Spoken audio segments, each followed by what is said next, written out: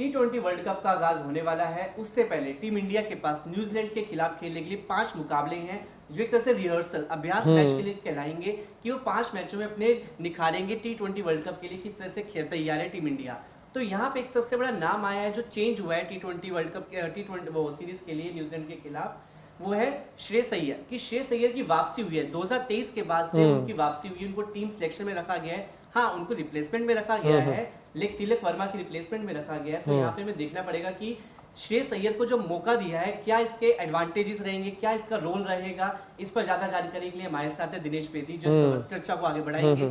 नहीं, बिल्कुल दिवांशु भाई, आपने सही कहा कि श्रेयस अय्यर जो है वनडे के खिलाड़ी तो है ही, टेस्ट के भी खिलाड़ी। हालांकि मेरा तो मानना यह है कि Shreyas Iyer all format player है, उनको तीनों फॉर्मेट में खिलाया जाना चाहिए और खेले भी है। वो तीनों फॉर्मेट के लिए इंडिया के लिए डेब्यू कर चुके हैं, खेल चुके, काफी मैचेस खेले हैं, जिताए भी हैं। लेकिन वनडे जो करियर है बड़ा शानदार रहा है, क्योंकि T20 में इतना मौका नहीं मिला, टेस्ट में भी इतना मौका नहीं मिला। लेकिन अगर आप कहेंगे कि आईपीएल के बेस पे अगर खिलाड़ियों को सिलेक्ट किया जाता है टीम में, तो मेरा मानना है कि श्रेयस अय्यर को तो आना चाहिए था T20 टीम में, क्योंकि जिस तरीके से आईपीएल 2025 में पंजाब किंग्स को फाइनल में लेके गए 14 साल बाद, तो काबिले तारीफ था। और अब जाके जब फैंस की डिमांड थी और सारी जगह मतलब चर्चा हो रही थी कि श्रेयस अय्यर को वापसी लेके आइए, उनके साथ आपका क्या बैर है? जब वो अच्छा परफॉर्म कोई खिलाड़ी कर रहा है तो आपको उसको रिवॉर्ड देना चाहिए। अब जाके बीसीसीआई ने जो है, बेशक आपने सही बात कही कि रिप्लेसमेंट चुना है, लेकिन टीम में शामिल किया गया है। अब जब टीम में शामिल किया गया, तो टीम में शामिल किए जाने के बाद एक चर्चा ये खड़ी हो गई है कि क्या श्रेयस अय्यर अगले T20 कैप्टन होंगे भारत के। तो ये चर्चा क्यों शुरू हुई है वो भी मैं आपको बताऊंगा, क्योंकि आपको पता ही है कि सूर्य कुमार यादव कतार में थे, कैप्टनसी तो उनके पास है ही, लेकिन कहा जा रहा है कि T20 वर्ल्ड कप के बाद वो कप्तान नहीं रहेंगे। वो मुद्दा आपको भी पता है क्यों नहीं रहेंगे, एज फैक्टर भी वहां पे आता है। और शुभमन गिल को जो वाइस कैप्टनसी से अचानक हटा दिया गया, उन्हें फ्यूचर कैप्टन देखा जा रहा था T20 का, लेकिन अचानक से इंडियन क्रिकेट में देखो ये बड़ी एक आप कह सकते हैं कि अब कॉमन हो चुकी है चीज, पहले नहीं थी कि अचानक फैसले आते हैं और बड़े फैसले आते हैं। कोई खिलाड़ी अचानक बाहर हो जाता है, किसी की वाइल्ड कार्ड एंट्री आप करा देते हैं अचानक से। तो ये आजकल बड़ा कॉमनली चीज हो रही है कि किसी खिलाड़ी को आप अचानक ले आते हो, किसी को अचानक बाहर निकाल देते हो और इवन वाइस कैप्टन बना के बाहर निकाल देते हो। तो ये सोचने वाली बात है। लेकिन यहाँ पे श्रेयस अय्यर की जो वापसी हुई है, अगर परफॉर्मेंस की बात करें तो अब तक 51 मैच खेल चुके हैं T20 में, और इंडिया के लिए लास्ट मैच जो खेला था 2023 में खेला था ऑस्ट्रेलिया के खिलाफ। लेकिन अगर T20 रिकॉर्ड की बात करें तो अच्छा रहा है, 51 मैचेस खेले हैं। और हालिया अगर विजय हजारे ट्रॉफी की बात करें, क्योंकि इंजरी हो गई थी इनको जब ऑस्ट्रेलिया सीरीज, आपको पता होगा वनडे सीरीज जब खेलने गए थे, तो फील्डिंग के दौरान इन्होंने कुछ डाइव मारी थी, तो बहुत ज्यादा गंभीर सीरियस इंजरी हो गई थी, वहां पे आईसीयू में भी जाना पड़ा था। लेकिन थैंक गॉड कि सब कुछ ठीक रहा, बीसीसीआई की मेडिकल टीम ने निगरानी करी, प्रॉपर इनका जो है इलाज चला, इलाज के बाद ठीक होके आए। और कहा जा रहा था कि वनडे सीरीज ये मिस कर सकते हैं, क्यों? क्योंकि इंजरी इनकी अभी ठीक होके आए और रिहेबिलिटेशन रिकवर कर रहे हैं, ठीक तरीके से रिकवर नहीं हुए हैं। बीसीसीआई नहीं चाहता कि किसी खिलाड़ी को अनफिट है, पूरी तरीके से ठीक नहीं है, उसको खिला दिया जाए, रशियन कर दिया जाए। लेकिन इनको जो है मैच दिए गए, विजय हजारे ट्रॉफी के 2 मैच खेल के आए, वहां पे देखा गया कि नहीं ये फिट है, रन भी बना रहे हैं, इसलिए इनको वनडे टीम में शामिल किया गया। लेकिन जब T20 टीम में बारी आई तो सबको हैरान कर दिया T20 टीम में। अब देखिए सूर्य कुमार यादव इस समय है 35 साल के, ठीक है जी।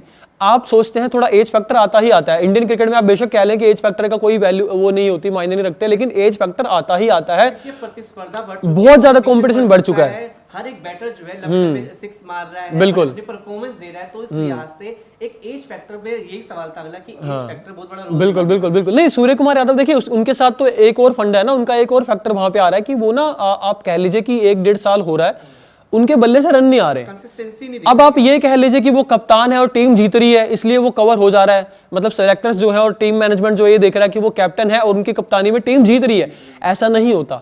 एट द एंड आपको प्लेयर की परफॉर्मेंस भी चाहिए। अगर आपका कप्तान ही रन नहीं बना रहा तो आप खिलाड़ियों की जवाबदेही कैसे तय करेंगे? इंडिविजुअल रोल निभाना पड़ता है, बिल्कुल। और सूर्य कुमार ऐसे खिलाड़ी अगर वो परफॉर्म नहीं करेंगे तो कहीं ना कहीं टीम आपकी बैकफुट पे आएगी, और अगर टीम बैकफुट पे आएगी तो आपको हारना भी पड़ेंगे मैचेस, और T20 वर्ल्ड कप में आप इसको अफोर्ड नहीं कर सकते। इसलिए मुझे लगता है कि यही खबरें हैं कि सूर्य कुमार यादव जो है आफ्टर T20 वर्ल्ड कप कप्तान नहीं रहेंगे T20 फॉर्मेट के, T20 टीम के। अब जो है उनके बाद पहले तो शुभमन गिल को देखा जा रहा था और सोचा जा रहा था कि उनको जो है ऑल फॉर्मेट कैप्टन बना दिया जाए, यानी कि वनडे कैप्टनसी उनके पास है, टेस्ट की कैप्टनसी वो कर रहे हैं और T20 का कप्तान भी उन्हें बना दिया जाए। लेकिन अगर हम बात करें कि टीम इंडिया का ट्रैक रिकॉर्ड भी देखें तो ऐसा रहा है, विराट कोहली के टाइम में भी अगर हम रहा है, बिल्कुल। नहीं, धोनी ने भी, ऐसे आप क्या धोनी के बारे में भी कह सकते हैं, धोनी ने भी की है, तीनों फॉर्मेट में की है, टेस्ट के कप्तान भी वो रहे हैं, वनडे T20 भी, विराट कोहली भी रहे हैं। लेकिन गिल को लेकर अगर हम बात करें कि युवा टैलेंट है, वो अगर टेस्ट और वनडे की कैप्टनसी करे तो T20 में ऐसा क्या है फैक्टर है कि उनको इग्नोर किया जा रहा है, उनको वाइस कैप्टन नहीं देखिए, मैं वही कहूंगा, अब जितना जिसमें कैलिबर की तो मैं बात नहीं करूंगा, शैली होती है हर खिलाड़ी की ना खेलने का। अगर आप सपोज कोई खिलाड़ी वनडे अच्छा खेलता है, उसको आप वनडे के लिए स्पेशलिस्ट बनाइए, अगर कोई टेस्ट अच्छा खेलता है उसको आप टेस्ट का स्पेशलिस्ट बनाइए।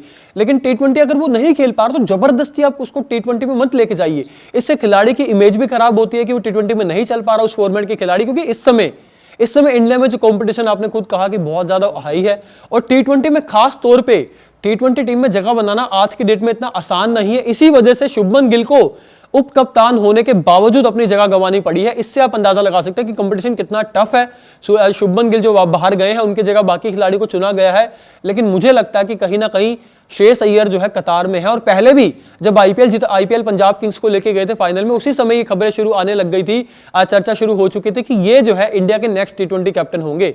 तो अगला मेरा सवाल यही रहेगा जो मैं चाहता हूं कि आप जल्द से जल्द इसका जवाब दीजिए कि इनका ऑर्डर क्या रहेगा, क्योंकि इनकी प्लेसमेंट जो नंबर ऑफ पोजीशन है उस पे किस नंबर पे आएंगे। नहीं बिल्कुल, देखिए ये भी सवाल आपका अच्छा है। जो श्रेयस अय्यर अमूमन जो खेलते हैं आमतौर पर वो नंबर 4 पर खेलते हैं, आईपीएल में भी नंबर 4 पर खेले हैं, और अब तक जो T20 करियर रहा है, T20 ice career, international career जो रहा है, उसमें इन्होंने मतलब कह सकते हैं कि फ्लक्चुएट बैटिंग की है।